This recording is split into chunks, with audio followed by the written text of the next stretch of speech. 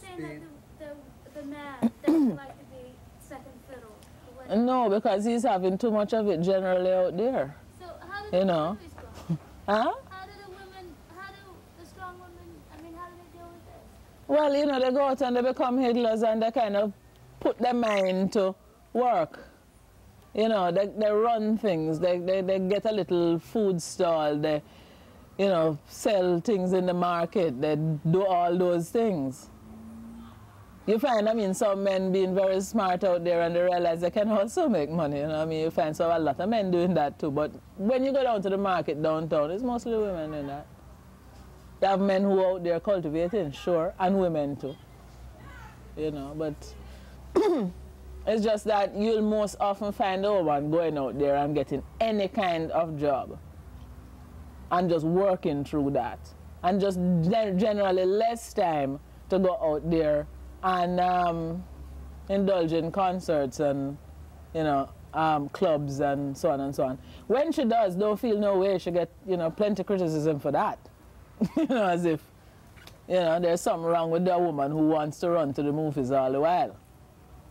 You know, as opposed to some guy who wants to spend all his time kind of smoking herbs and chatting up with brethren and drinking Red Stripe. You know, so it's them kind of standards, you know.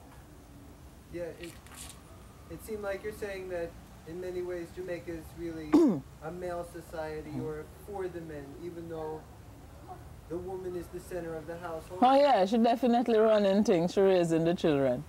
You know what I mean? But you'll find that if a man gets into them things, man, he definitely out to control it, right? Whereas I think a lot of women used to be a little bit more passive and generous, but even that is getting out now. So in a kind of a way, a lot of them even just accept how things are, you know, because they realize that, you know, they can really control things better themselves if they just shut up and just buckle down. You know what I mean? It's not worth going to a big drama and, you know, fretting up your spirit and probably getting no results. I mean, to say, you know, the way to do it is to just kind of get something to do, you know, go and be a higgler or something, make money and raise the children and just leave him alone. I mean, I really don't see no whole heap of women out there collaring no men and saying we want our rights at all. You know, then just go out there and take them, and if the man can't deal with that anymore, leave him, just leave.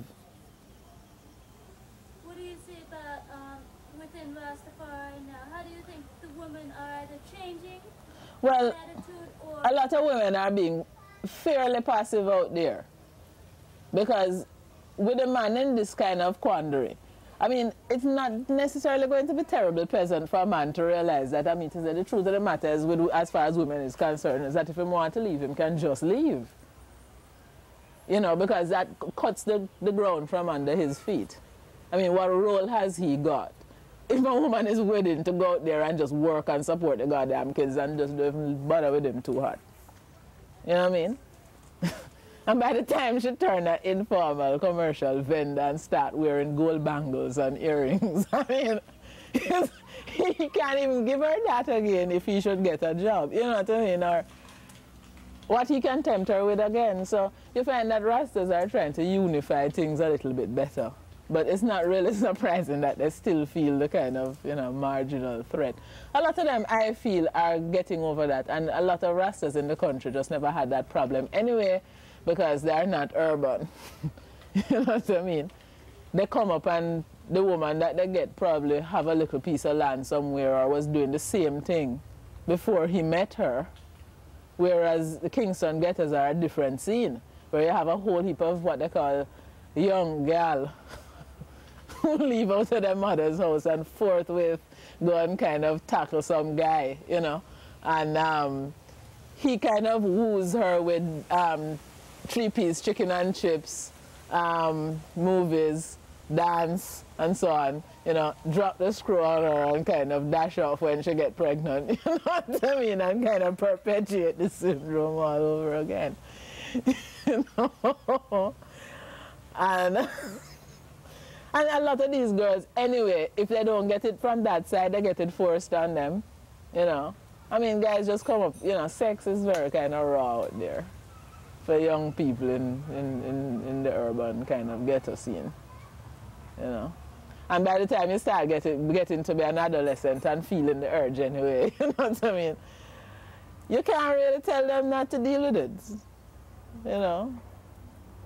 So they have less education than the guys. I mean, they can't go out there and be mechanics and construction workers, you know. So, you know, they try to get money from this baby father and that baby father and the next baby father. And when they reach a certain age and they start getting real hard and tough, they go out and start being, you know, doing something for themselves. And, you know, by that time, they have been supporting the kids for a while.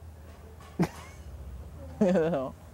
So then the philosophy I hear oftentimes is that within Rasta, that man is the physical and spiritual head of the woman. Yeah. You say that there are a lot of daughters who accept that, and what does that mean for those daughters? Well, put it this way, if a man is willing to go out there, do something, whether it's, you know, agricultural or some kind of a work or some kind of art, creative or something like that, and is willing to actually be present, you know, in the family, I mean, put in a certain portion of support and, you know, otherwise act like what she feels is a man. And if a man, the man himself see himself in that role, well, I mean, I think that like a woman like that now definitely feel that she have a definite edge. You see what I mean?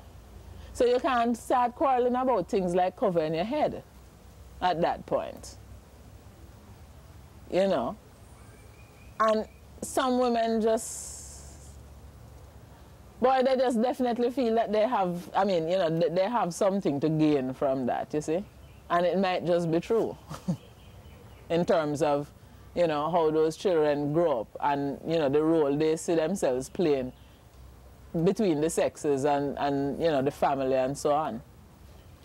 You know, so in some ways, it's a very positive thing. You know. And most of these women they're not really a threat, you know, it's not the pop culture. You know, if they have a little work, they have a little work. And if not, the man might provide, you know, he might be the breadwinner, you know. And if not, they might have various things sharing, you know. So it's a better life, basically, you know. Having a Rasta man who is behaving himself like a man, you know, and supporting the kids and playing with them and teaching them things and, you know, being there, you know. And a lot of Rastas are very conscious of that and, you know, really make the effort. Not that a lot of other men don't do it too, but Rasta men make more effort in terms of when you consider like their origins, you know what I mean, and the environment and the general thing that's going on out there, you know, that they try to kind of correct these things and kind of break away from that, you know. So, how would you describe a Rasta woman different from a non-Rasta woman? A lot of people think that there's a big difference, and some people say, no, there's not any difference at all. What would, do you think there's a difference between, would you say there is, you know, either physically, spiritually, the way they behave? Well, Hold on, a simple check by all of those things. Alright, Generally, would you say there is a difference between the Rasta woman and a non-Rasta woman? it's difficult to say, you know. Rastas are usually quite, well, relatively politically conscious. And, you know, this is, I mean, black achievement, you know what I mean, is definitely a focus of their attention. And definitely you'll find that the woman, I mean, a lot of this will rub off on the women. I mean, because basically, a lot of women are, well, kind of definitely have to pay attention to some practical things, you know what I mean? And don't have too much time to worry about whether the employer is black, white, or indifferent. You know what I mean? And you'll find that a lot of Rasta women, I think, are more politically conscious or active actively conscious, I mean, you know, than the others. But I don't know if you can, I mean, if you had to kind of look at it statistically, I don't really know how that would show up. Because, you know, an interest in everyday matters don't kind of, you know, say that the person is ignorant. And it all depends sometimes who the woman talked to about what, you know. I remember when I used to live on the common, like I used to talk about certain kinds of things with certain women who I, you know, like you'd never think that they would be sitting down contemplating those things in a world affairs, you know. They don't have no education much and they have no money and they're certainly kind of living in a ghetto, you know. But it's not that they don't know, it's just that, I don't know, men tend to have up those things or to, their conversations run differently, put it that way. So you personally, how do you think your art, maybe you'd like to pull that art, that's after. Oh yeah. Has your art changed? Well, most of the stuff that, I don't think my art has changed, you know. For me, I mean, art was never sitting down and drawing 20 pictures of Selassie a week. You know, I mean, it's just never on that level. And a lot of people kind of went for that kind of thing, but I just kind of just didn't pay them any mind, you know what I mean?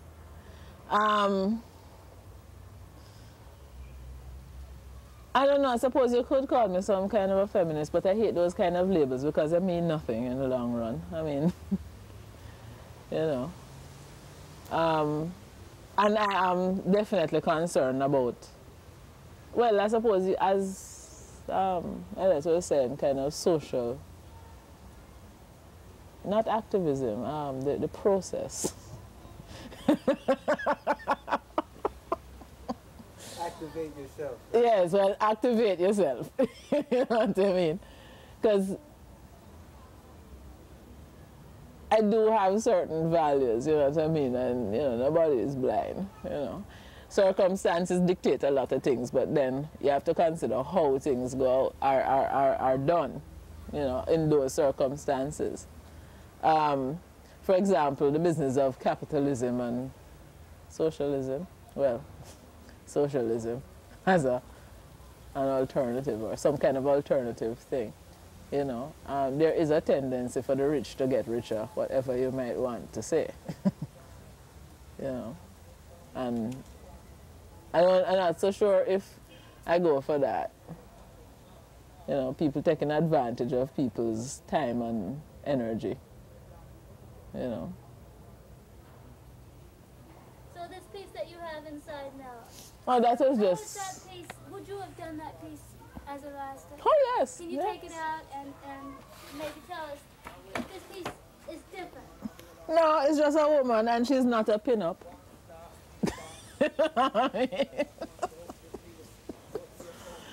It's just a, you know, a woman sitting on a window, you know. So the fact that she's not clothed. Scratching her head, you know, even. But, or scratching her neck back, whatever. So the fact that she's not clothed would not have bothered you? No, I always had this tendency to go swimming naked and walk about the house and, you know. I must say that I kind of left out the heavy Victorian middle class ethos where that kind of behavior is concerned because they don't generally walk naked around the house. Although some of my slightly more rootsical family, you know, it's wonderful how people differ in their behavior, kind of their values, behavior, you know, to each other, even within the same family of, say, brothers. Because my uncle definitely went in for a heavy lot of walking about the house naked and going out, you know, had an outdoor shower, you know, and he and his wife could be heard giggling and tickling and slapping one another in there. So, I mean, I stayed with them as a youth for a time, you know, as a youth. So I suppose it could have rubbed off or something. And then when you go to the country and you go to the river, you know what I mean, people just kind of jump into the river, you know, without, they go there to bathe, not to parade. It's not the beach where you lie and tan your body. It's a place where you're going to bathe. And it's kind of ridiculous to bathe in clothes, if you see what I mean.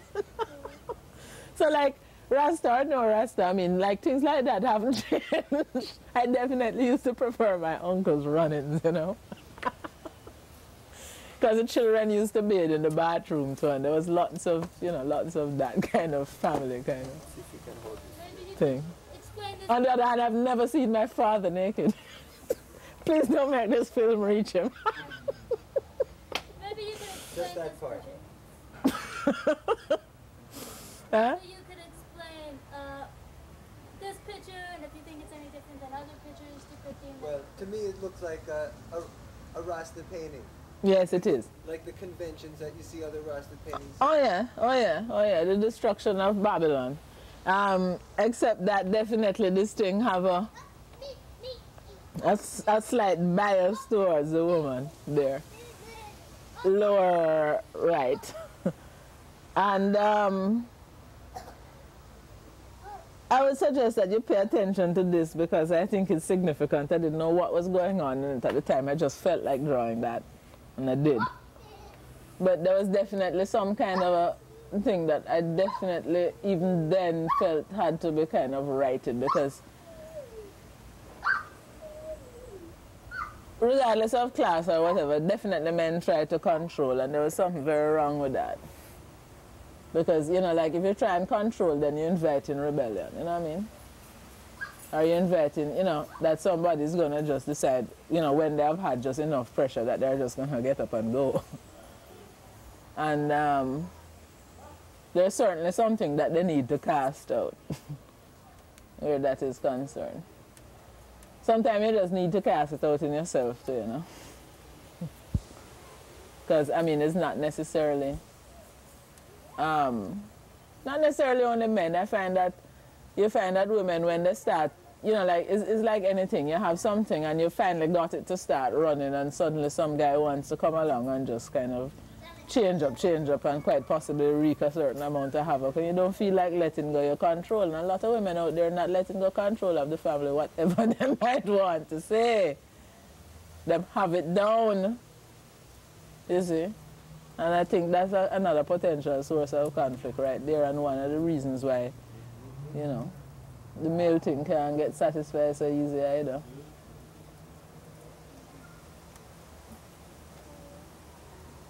The question that Rene was asking concerning Rasta directly. Mm. You don't have to hold these up So. I'm just bursting them now. I saw that you were treating them in two different ways. But in the same way, really. One was that, well, in terms of your motivations and your inspirations, both as a woman, as an artist, or as a person, let's put it, the same things that you were looking towards in Rasta at the time. You're still looking for those things, even though you're a more mature person now. But at the same time, you're looking at your experience within the social part of Rasta as something that you've passed through in some way, so you're reflecting back on it. And I think that every other one that Radar has interviewed is either a non-Rasta and doesn't know anything about it, or is not interested in it, or just hears about it in the newspaper, or is involved in it and is speaking from a present tense kind of thing. So it does, for me at least, being with it up to this point, it really does add a shading that wouldn't be there. Or especially one particular one, kind of breakup. And what I found is that, well, he has some very not too strong points about him, because the first thing he started to do is kind of go down and kind of defame my character in the Rasta community. So when I realized that I had kind of support from certain people, only certain people, you know what I mean, in terms of Rastas, you know what I mean, then I said to myself, I can see that these people and me, we still have the same heart, so to speak, but like too much cultism. You know what I mean? And I really don't want to live that way. I don't want to deal with it. So in terms of, changing the appearance, and in a kind of a way, the appearance don't really matter that much, except that it identifies you a certain way. And I found that people still would come up and try to work this control trip, even though I'd kind of phased it out. And I needed to just phase it out some more. So I kind of definitely cut the locks, you know. From the social pressure.